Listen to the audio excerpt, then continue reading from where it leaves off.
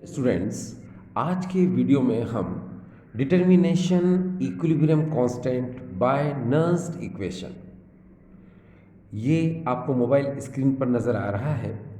E naught cell equal to 0.059 upon n log K C. तो ये हम लोग प्रूव करेंगे। ठीक है, अब देखिए यहाँ पर आपको समझना है nursed equation and equilibrium constant, यानी कि यहाँ पर ये दोनों चीज़ें हैं। हमको इक्विलिब्रियम कांस्टेंट को भी समझना पड़ेगा और नर्स इक्वेशन को भी समझना पड़ेगा। अब देखिए यहाँ पर हम बात करेंगे इस समय इलेक्ट्रोकेमिकल सेल की बात करते हैं। आपने पढ़ रखा है electrochemical cell means Daniell cell. ये देखिए, ये अब आपकी मोबाइल स्क्रीन पर आ चुका है। ये देखिए, इसको हम लोग बोलते हैं इलेक्ट्रोकेमिकल सेल। ठीक, आप बहुत अच्छे से जानते हैं कि कोई भी इलेक्ट्रोकेमिकल सेल कंटिन्यूसली वर्क नहीं कर सकता।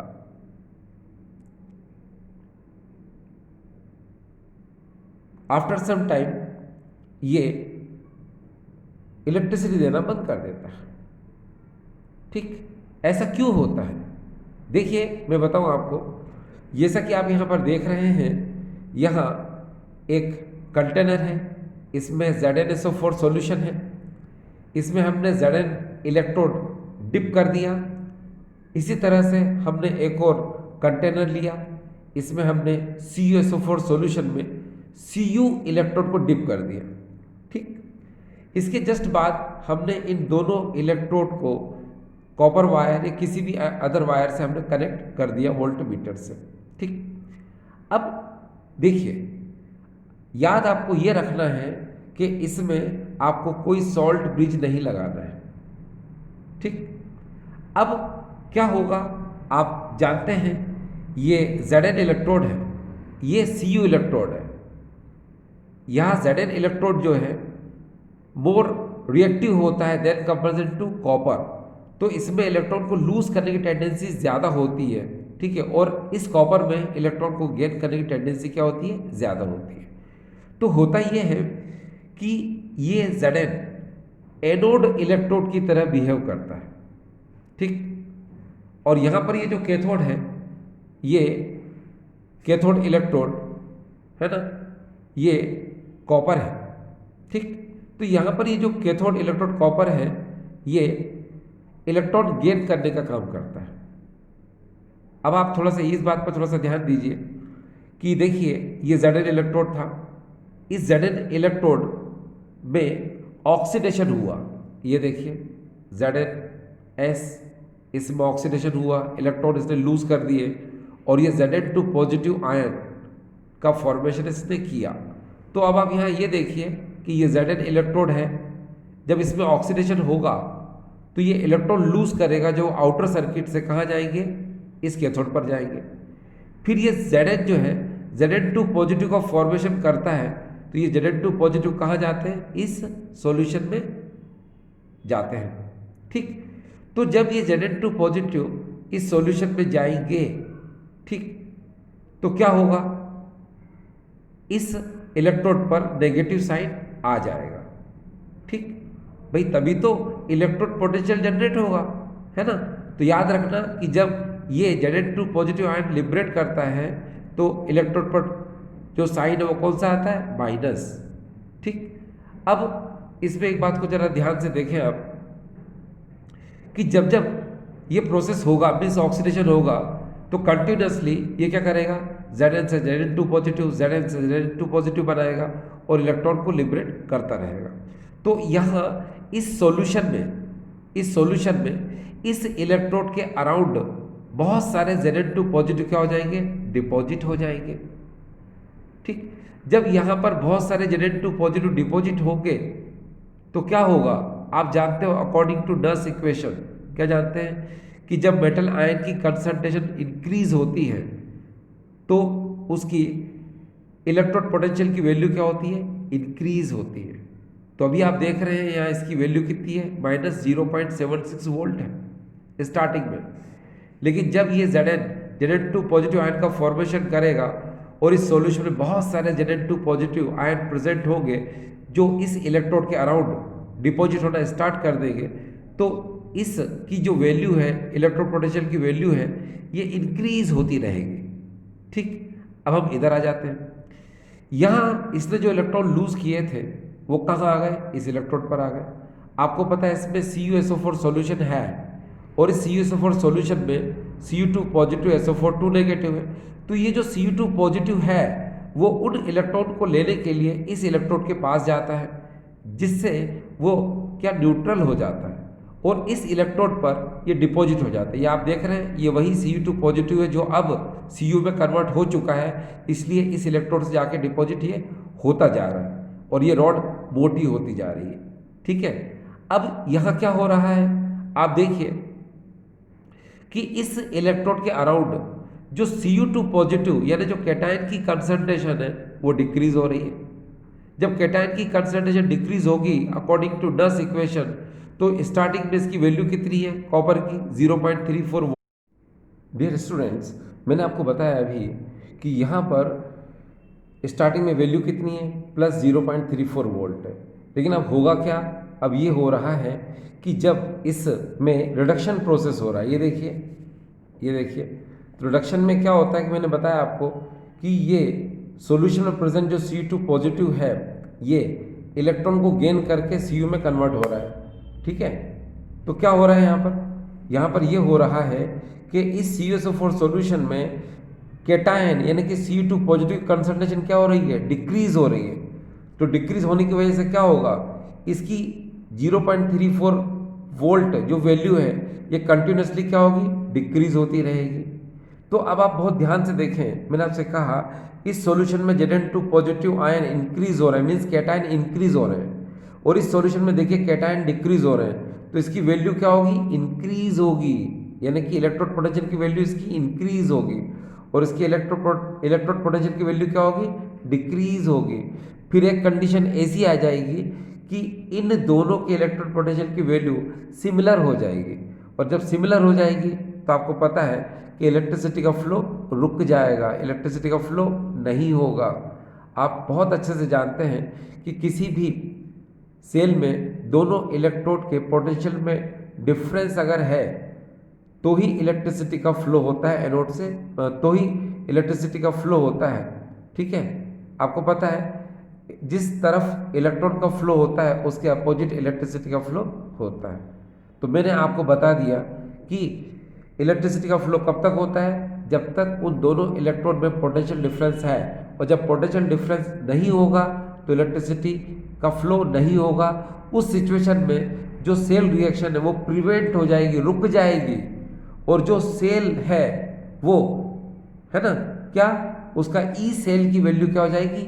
0 हो जाएगी, और जो सेल रिएक्शन है वो अब इक्विलिब्रियम स्टेज में आ जाएगी। ठीक डियर, तो ये आपको बिल्कुल क्लियर हो गया है ना। अब जरा हम एक काम करते हैं, देखिए मैंने आपसे कहा कि यहाँ पर अगर आप ध्यान से देखें, ये देखिए यहाँ पर Zn2 पॉजिटिव प्लस 2 इलेक्ट्रॉन ये एनोड पर होने वाला ऑक्सीडेशन है। ठीक, और यहाँ पर C2 positive plus 2 electron Cu ये कैथोड पर होने वाला रिडक्शन है ना। तो ये डेनियल सेल में एनोड पर होता है और ये कैथोड पर होता है। अब अगर हम इनके टोटल रिएक्शन की बात करते हैं जिसको हम लोग बोलते हैं रेडॉक्स रिएक्शन, तो वो क्या होगी? चलिए शुरुआत करते हैं हम लोग। क्या होगी? देखिए हम लोग इसकी शुरुआत करते हैं इस तरीके से।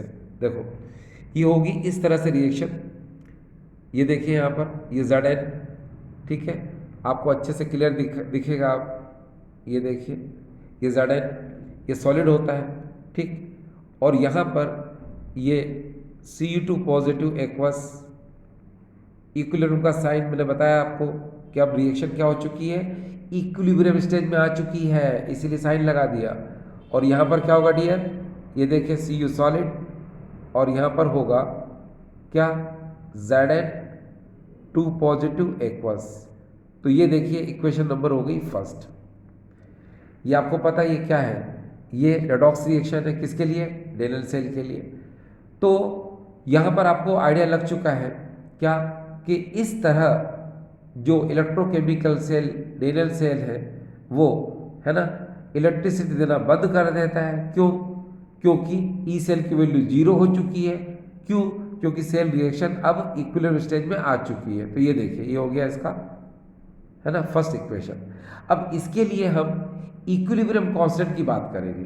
तो आपको पता है हम यहाँ पर अप्लाई करेंगे लॉ ऑफ मास एक्शन। तो यहाँ लिख देता हूँ मैं, ये देखिए, applying law of mass action, law of mass action.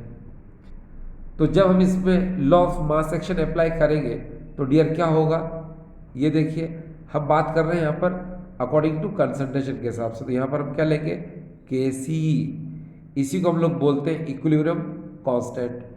और ये होता है किसके, molar concentration of right hand side upon molar concentration of left hand side.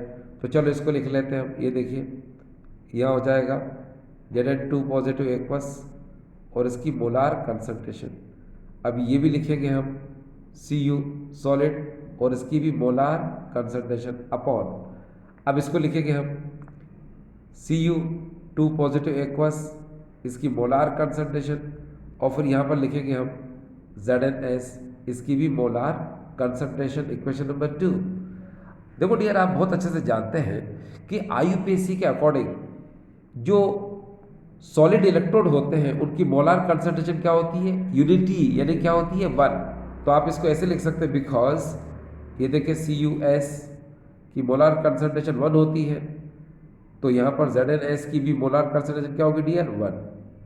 तो जब इसकी भी 1 हो गई, इसकी भी 1 होगी, तो हटा दो इसको।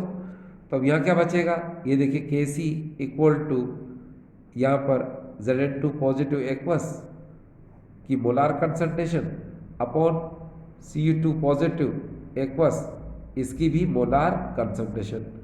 ये क्वेश्चन नंबर क्या आ गया डियर, 3rd। अब बहुत ध्यान से देखिएगा प्लीज आप, क्या, ये देखिए, ये है इक्वेशन। अब आपको इस इक्वेशन के लिए नस इक्वेशन जो है फॉर्म करना है। जरा देख लो अच्छे से, इस इक्वेशन के लिए क्या करना है आपको, नस इक्वेशन फॉर्म करना है। किसके लिए, इसके लिए। तो आपको पता है एक बात, क्या, मैंने आपको ट्रिक पढ़ाई थी, याद करो, है ना, राम लाल मर गया। इसका मतलब ये होता है कि अगर आप राइट हैंड साइड लेते हैं ऊपर और अपॉन में आप लेफ्ट हैंड साइड लेते हैं तो आप माइनस साइन का यूज करना। ठीक है, मैंने आपसे कहा था राम लाल मर गया।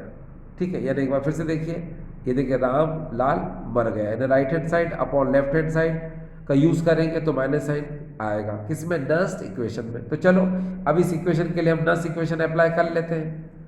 देखिए जरा क्या होगा, लिसन, आप बहुत अच्छे से जानते हैं, आप पढ़ चुके हैं। ये देखिए, E cell equal to E0 cell minus यहाँ पर आएगा RT अपॉन NF, यहाँ पर आएगा LN। अब मैंने बताया राइट हैंड पर कौन है, ये देखिए यहाँ पर, ये राइट हैंड पर है, लेफ्ट में कौन है, ये। क्योंकि CUS और ZNS आपको लेने की आवश्यकता नहीं है क्योंकि इसकी वैल्यू 1 हो जाएगी, है ना, इसीलिए हम किसको लेंगे, सिर्फ आयंस को। ठीक, तो देखिए जरा यहाँ क्या हो जाएगा, यहाँ पर हो जाएगा Zn2 पॉजिटिव एक्वस, इसकी मोलार कंसंट्रेशन अपॉन यहाँ पर हो जाएगा C2 पॉजिटिव एक्वस, इसकी भी मोलार कंसंट्रेशन। ये देखिए, अब आप बहुत अच्छे से जानते हैं, आपको स्क्रीन पर दिख रहा है, ये देखिए, ये इतनी वैल्यू किसके इक्वल है डियर, Kc के। तो आप यहाँ पर क्या लिख सकते हो, Kc लिख सकते हो। तो लिखो ना, चलो लिखते हैं, ये हो जाएगा E cell equal to E0 cell minus RT upon NF LN, और यहाँ हो जाएगा डियर क्या, Kc, ये लिख दिया मैंने। अब आप एक काम करिए, यहाँ पर आपको RT F LN सबकी वैल्यू पता है ना, आप पढ़ चुके नस इक्वेशन में, बस पुट कर दीजिए। तो देखिए यहाँ क्या होगा, E cell equal to E0 cell minus R की वैल्यू आपको पता है 8.3143, ठीक है, joule kelvin inverse mole inverse, temperature 298 kelvin में होता है। एन आप मत पुट करो, एन को रहने दो, एफ की वैल्यू जरूर पुट कर दो, 96500 कूलम पर मोल, कूलम पर मोल है। और एल एन की वैल्यू क्या होती है आपको पता है, ये देखिए 2.303 लॉग ये होता है, ln की जगह पर हमने इतना लिख दिया और बाकी केसी को हमने केसी की तरह ही लिखा रहने दिया। अब सुनो, इसका मल्टीप्लाई तीनों का और इसका डिवाइड करेंगे आप तो आपको क्या मिलेगा, देखिए E cell equal to E zero cell minus 0.0591 upon n, ये इतना मिलेगा। और क्या करेंगे आप यहाँ पर, ये आपने कर दिया लॉग, ये केसी कर दिया। अब आपको एक कंडीशन ध्यान रखना पड़ेगा जो स्टार्टिंग में बताया था मैंने, आप यहाँ पर लिखेंगे एट इक्विलिब्रियम। अब याद करो इक्विलिब्रियम पे मैंने क्या बताया था आपको, मैंने कहा था वहां पर कि इक्विलिब्रियम पर सेल रिएक्शन रुक जाती है। क्यों रुक गई, क्योंकि इलेक्ट्रिसिटी का आना बंद हो गया है ना, इलेक्ट्रिसिटी प्रोड्यूस नहीं हो रही है। क्यों नहीं हो रही है, क्योंकि ई सेल क्या हो रहा है, जीरो हो रहा है, ये देखिए जीरो हो गया। तो यू कैन पुट कहाँ, यहाँ, तो देखिए zero equal to E zero cell minus 0.0591 upon n, और यहाँ क्या हो जाएगा लॉग के सी। आप जानते हैं कि ये इतनी वैल्यू पूरी किस में, नेगेटिव में है, तो इसको उधर ले जाएंगे तो क्या हो जाएगा पॉजिटिव में, और यहाँ क्या बचेगा ई नॉट सेल। तो देखिए जरा, E naught cell equal to 0.0591 upon n, और यहाँ क्या आ जाएगा डियर लॉग के सी, ये आ गया, क्योंकि ये वैल्यू माइनस में थी उधर गई पॉजिटिव में हो गई। और ये देखो, अब आपको मान लो एग्जाम में मालूम क्या होता है डियर स्टूडेंट्स, एग्जाम में केसी फाइंड करने के लिए आता है, और केसी आप तभी फाइंड कर पाओगे जब आपको एंटीलॉग आना चाहिए, है ना। तो चलो उस रिस्पेक्ट में करके देखें ऐसे, तो लॉग केसी को वही रहने दो, हमने लॉग केसी को वही रहने दिया। अब क्या करेंगे, इस एन को इसके पास लाओ, तो ई नॉट सेल इंटू एन, और ये कहाँ जाएगा अपॉन में आ जाएगा, ये देखिए 0.0591 ये आ गया। तो अब देखिए आपको इतना डेरिवेशन ऑब्टेन हो चुका है ना, ई नॉट सेल के रिस्पेक्ट में भी आ चुका है और लॉग केसी के रिस्पेक्ट में भी आ चुका है। मैंने बताया आपको कि इस पर डिपेंड न्यूमेरिकल कैसे आते हैं, इस पर डिपेंड न्यूमेरिकल में आपको केसी फाइंड करने को आएगा, ठीक है ना। तो केसी कब फाइंड कर पाएंगे आप, जो भी पर्टिकुलर वैल्यू आएगी उसके पास आप लॉग को ले जाएंगे, तो क्या उसका आपको एंटी लॉग निकालना पड़ेगा बस, तो केसी की वैल्यू फाइंड हो जाएगी। तो आई होप डियर स्टूडेंट्स आपको समझ में आया होगा, ठीक है, थैंक यू।